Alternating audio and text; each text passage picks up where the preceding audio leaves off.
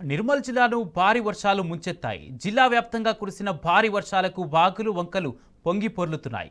సోన్ మండలం మాదాపూర్ శివార్లోని ఓ మామిడి తోటలో పనిచేసే కుటుంబం రాత్రి కురిసిన భారీ వర్షానికి వ్యవసాయ క్షేత్రంలోనే ఉండిపోవాల్సి వచ్చింది. కొద్ది గంటలోనే వరద ఉధృతి పెరగడంతో 5 వ్యక్తులు 15 పశువులు అందులోనే చిక్కుకున్నారు. బాధితులు ఉదయాన్నే డయల్ 100 ద్వారా జిల్లా ఎస్పీకి సమాచారం అందించారు. రంగంలో దిగిన పోలీసులు ఎన్డీఆర్ఎఫ్ సిబ్బందితో కలిసి సహాయక చర్యలు చేపట్టి 3 పెద్దలు 2 చిన్నారులను కాపాడి సురక్షిత ప్రదేశానికి తరలించారు.